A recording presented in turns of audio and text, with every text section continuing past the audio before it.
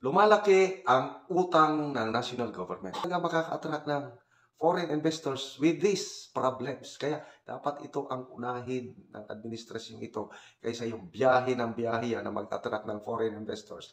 Ibinulgar ni General Macanas na lalong lumalaki pa umano ang utang ng Pilipinas. Abay, akala ko nababayaran na ng Administrasyong Marcos ang utang na pinalaki umano ng Administrasyong Digong. Naku po mga kababayan po natin, hindi kasi dapat nating sisihin kung bakit lumaki ang utang sa Administrasyong Digong dahil kailangan nating mangutang dahil nasa critical po tayo na kondisyon noong panahon ng pandemya. Kaya kailangang umutang ng ating bansa.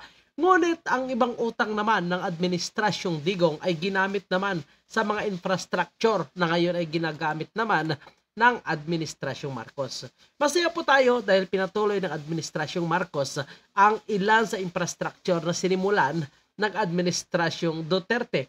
Ngunit ang ilan nga ay nakansila dahil sa kanilang ginagawang mukhang ginagamit itong China para lalong lumakas nga sila sa Amerika. Anyway mga kababayan po natin, ano nga ba itong strategiya o mano ng Administrasyong Marcos para mabayaran ang siguro hindi man lahat ang utang ng Pilipinas? Ang utang ng national government. So, ang Finance Secretary, meron siyang idea para mabayaran o mabawasan ang utang. Anong gagawin? 6 trillion solution. Ito ang Kikita ang gobyerno ito ng 6 trillion para mabawasan yung utang. Magkano na ba ang utang ngayon? 14.6 trillion pesos. So may gagawin ang administrasyon ito, kikita ng 6 trillion. So anong gagawin? Ito na. Ang title is Recto floats NAIA land sale to address mounting debt. Billionario.com. Ibebenta ang buong lupain ng NAIA. Grabe. So, ilang ektarya ang lupa ng NAIA? So, ibig sabihin mga kababayan po natin, after na ma-privatize itong NAIA, ay posibleng ibebenta na naman. So, ito pala ang kanilang plano. Kaya muna nila siguro i-privatize. Tapos, ibenta. Anong nangyari sa Administrasyong Marcos? Kung hindi pina-privatize ang ilang pagmamayari ng gobyerno, abay, ibinibenta. Naku po. Ko lang itong malaman dito sa balitang ito. 600 hectares po ang lawak ng lupain ng NAIA. So magkano ang per hectare? Sabi ni Finance Secretary Recto, sabi niya, 1 million pesos per square meter. So that's 6 hectares equivalent to 6 trillion. Sabi ng Finance Secretary, that could wipe out how many percent of the national debt. So halos kalahati dahil sobrang 1/3 sa utang mababayaran. Okay.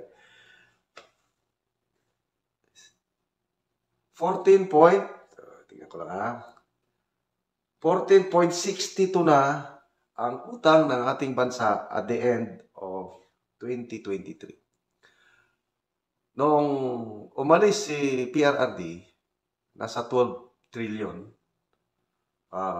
Lumaki ng todo ang utang ng ating bansa panahon ni PRRD dahil nga sa pandemic. So understandable yun dahil hindi makapagtrabaho ang tao, kailangan ng ayuda, kailangan ng vaccines. So, yun, napilitan tayong mangutang. That's survival. Ngayon, di naman tayo survival pag upo ng PBBM admin. Mula nang umupo ang administrasyon ito, sobra 2 trillion pesos na ang nautang nila. So halos 1 trillion per year. Okay. Punta tayo sa utang mamaya. Paano ginagastos? Dito muna, how feasible? Pwede bang ibenta na ngayon ang buong NAIA? According to the Finance Secretary, hindi pa sa ngayon dahil wala pa tayong fully operational na alternative airport na pwedeng gamitin para sa ating domestic and international travel. Pagdating ng panahon, yung New Manila International Airport sa Bulacan, ito po ay ginagawa ng San Miguel Corporation. Private airport po ito. I believe, bago mag 2026 o 27, operational na ang New Manila International Airport sa Bulacan. Ano daw ito? Napakalaki, I think, largest in Asia, if not in the world. Tapos, napakaganda, high-tech. Talagang, dito na tayo magiging proud sa Pilipino once na fully operational itong New Manila International Airport sa Bulacan. Hindi gobyerno ito, Alam nyo, basta San Miguel ang gumalaw. Talagang high standard yan. So hanggat hindi pa naging operational itong New Manila International Airport, hindi pa pwedeng ibenta yung NAIA. So ngayon, mag-tiis muna tayo, NAIA, dahil yun lang ang meron tayo. Okay, so punta na tayo sa, So pag operational na ang New Manila International Airport sa Bulacan, baka by that time, 2027 o 28, baka dyan na nila ibenta. So, payag ba kayo, mga kaibigan? Ganun na lang, basta ibenta yung 600 hectares na lupa ng buong NAIA. Parang babalik na naman tayo panahon ni FBR. Kaya tinawag siyang boy benta. Dahil ang dami nating mga national assets pinagbebenta. Kaya yun ang legacy na iniwan ni FBR sa grabing binenta na properties ng Philippine government. So, I don't know with this government kasi yan ang plano nila ibenta. Kasi So yan nga po mga kababayan po natin ang plano ng Administrasyong Marcos. Pero sa ngayon hindi pa nga ito na-finalize at ayon nga kay General Macanas dapat ang ginagastos sa pangbiyahe-biyahe na puro pledges lamang ang napapala dapat ay ginamit na lang sa ilang proyekto ng ating gobyerno na may pakinabang. Kababayan, ano po ang inyong komento? Ika nga ang tanong ni General Macanas, pabor po ba kayo na ibenta na lang ang mga lupain na pagmamayari ng gobyerno para mabayaran ang utang ng ating bansa? Sana kung talagang ibabayad, baka mamaya maliligaw naman.